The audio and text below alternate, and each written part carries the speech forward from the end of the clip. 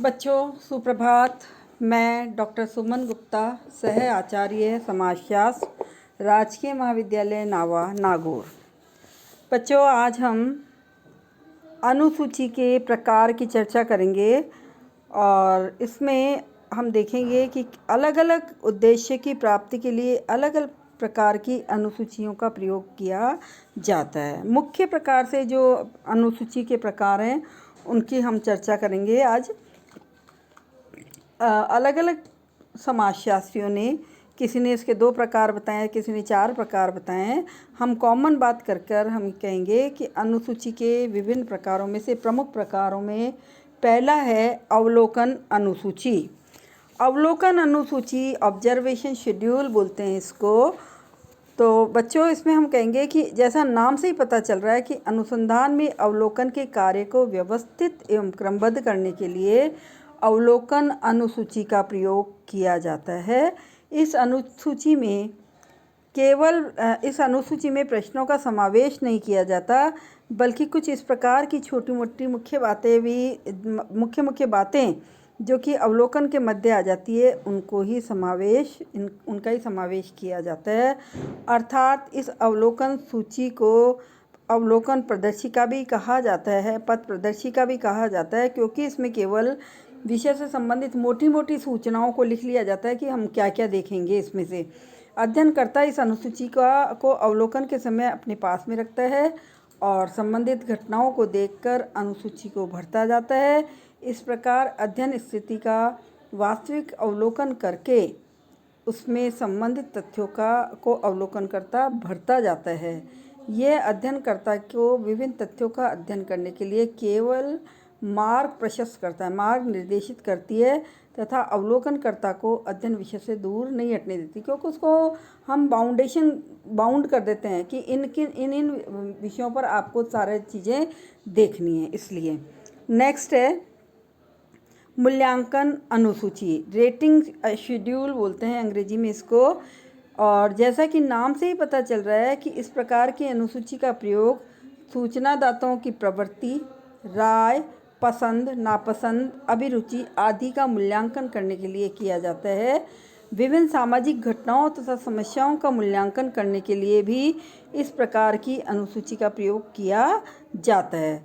जैसे अब हम देखते हैं आए दिन कि दहेज प्रथा के बारे में या उसको हटाने के लिए या उसको दूर करने के लिए जो अध्ययन किया जाता है, जिन कारकों का अध्ययन इस विधि से किया जाता है, या असफलता के कारणों के विषय में सूचनादाताओं की पसंद, विचार आदि इसी विधि से एकत्र किए जाते हैं। किसी कार्यक्रम की पसंद नापसंद के बारे में भी इस विधि के माध्यम से ही रेटिंग की जाती है कि कौन सी चीज़ कितनी ज़्यादा सही है और कितनी गलत है। ठीक है, पक्ष और विपक्ष में तर्क इसमें आ जाते हैं इसके लिए। नेक्स्ट है प्रलेख सूची, डॉक्यूमेंट शेड्यूल। प्रलेख अनुसूची का प्रयोग प्रलेखों, व्यक्ति, इतिहासों तथा अन्य सामग्रियों से प्राप्त प्रदत्तों को अभिलेखित करने के लिए किया जाता है। अनुसूची में जिन प्रश्नों को सम्मिलित किया जाता है उनके उत्तर आत्मकथा, डायरी, सरकारी रिकॉर्ड आदि में से निकाले जाते हैं खोजकर। इस प्रकार ये अनुसूची उत्तरदाताओं की सहायता से द्वितीयक सामग्री के स्रोतों को जानने का एक सरल माध्यम कही जा सकती है। ठीक है, नेक्स्ट है साक्षात्कार अनुसूची, इसको बोलते हैं इंटरव्यू शेड्यूल। इस अनुसूची का प्रयोग किसी विशेष विषय पर कुछ भी व्यक्तियों का साक्षात्कार करने के लिए किया जाता है। सहायक सूचनाओं की प्राप्ति के लिए एवं संकलित सूचनाओं की परीक्षा के लिए ये अनुसूची उपयोगी मानी जाती है। नेक्स्ट है संस्था सर्वेक्षण अनुसूची। किसी भी संस्था से संबंधित समस्याओं को जानने के लिए या किसी संस्था के विशिष्ट पक्ष का अध्ययन करने के लिए इस प्रकार की अनुसूची का प्रयोग किया जाता है। कोई संस्था प्रकृति से कितनी जटिल होगी, उसकी अनुसूची का आकार भी उतना ही बड़ा होगा, क्योंकि जटिल तथ्यों को जानने के लिए बहुत सारे निर्धारित प्रश्नों की संख्या अधिक होती है, तभी उपयोगी सूचनाएं एकत्र की जा सकती है। तो इसलिए हम कहेंगे जैसे धर्म, परिवार, शिक्षा आदि के पक्षों को जब जानना होता है तो संस्था सर्वेक्षण अनुसूची विधि का प्रयोग किया जाता है। इसके बाद हम बात करेंगे उत्तम अनुसूची की विशेषताओं की। उत्तम अनुसूची की विशेषताएं जो हैं उनमें सबसे मतलब कोई भी अनुसूची उत्तम कब कही जा सकती है, उसके लिए कुछ हमने क्राइटेरिया डिसाइड किए हैं। कुछ समाजशास्त्रियों ने उसके लिए उनके विशेषताओं को निर्धारित किया है, चिन्हित किया है कि एक अनुसूची सही तब होती है जब उसमें ये विशेषताएं होती हैं। इन विशेषताओं में सबसे पहली विशेषता है सही संदेश वाहन। अर्थात उत्तम अनुसूची में प्रश्नों को इस तरीके से पूछा जाता है कि उन प्रश्नों के संबंध में किसी भी उत्तरदाता के मन में कोई गलत धारणा पैदा ही नहीं होती। सीधे सीधे प्रश्न पूछे जाते हैं, घुमा फिरा कर प्रश्न नहीं पूछते हैं। अनुसूची में इस अनुसूची में सूचनादाता से वही प्रश्न पूछे जाते हैं जो उसके समझ में आते हैं और मतलब इस अनुसूची की भाषा सरल सुस्पष्ट होनी चाहिए, भ्रमरहित होनी चाहिए और बहुअर्थक नहीं होनी चाहिए। फिर नेक्स्ट स्टेप सही प्रत्युत्तर। एक उत्तम अनुसूची की ये विशेषता भी है कि अनुसूची उस प्रकार की हो कि उत्तरदाता वही उत्तर दे जो अध्ययनकर्ता के लिए उपयोगी है। मतलब द्विअर्थीय प्रश्न नहीं होने चाहिए कुल मिलाकर इसमें। अर्थात जो भी सूचना दी जाए वह वास्तविक व यथार्थ हो।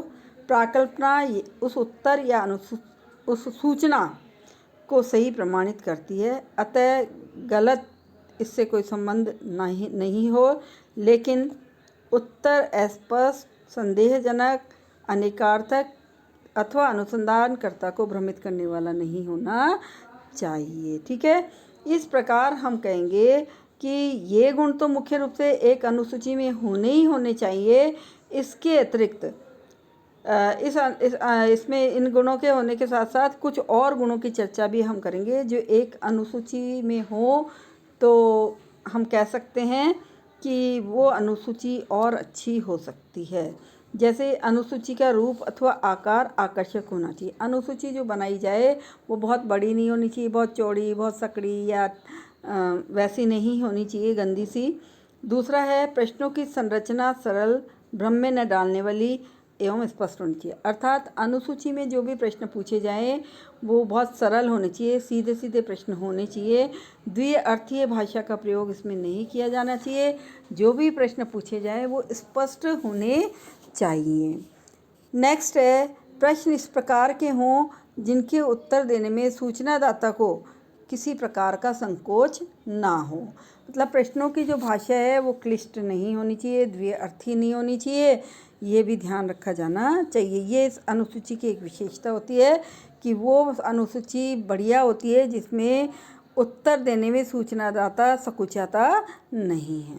नेक्स्ट है प्रश्न अध्ययन विषय की प्रकृति तथा उद्देश्य से संबंधित हो, जिससे कि उनके उत्तरों के द्वारा प्राकल्पनाओं में भी क्रमबद्धता बनी रहे। मतलब प्रश्न इस तरह से पूछे जाने चाहिए या विषय की प्रकृति तथा उद्देश्य से संबंधित प्रश्नों को ही पूछा जाना चाहिए, विषय से दूर जाकर प्रश्नों को नहीं पूछना चाहिए। और लास्ट जो बात है वो हम कहेंगे कि प्रश्न अधिक लंबे नहीं होने चाहिए, क्योंकि लंबे प्रश्नों से उत्तरदाता ऊबने लग जाता है और ऊबने के साथ ही साथ वह जो है भूल भी जाता है, विस्मृति में भी आ जाता है। कई बार प्रश्न बड़े होने से मेरे से क्या पूछा था शुरू का उत्तर दे देते हैं और लास्ट वाले को भूल जाते हैं। इस प्रकार से अधिक लंबे प्रश्न नहीं होने चाहिए। इस प्रकार उत्तम अनुसूची के प्रश्नों का निर्माण विशेष उद्देश्यों को ध्यान में रखकर किया जाना चाहिए। तो ठीक है बच्चों, आज के लिए इतना ही। कल हम पढ़ेंगे अनुसूची निर्माण की प्रक्रिया। ठीक है, कल हम वापस से मिलते हैं। आज के लिए इतना ही। धन्यवाद।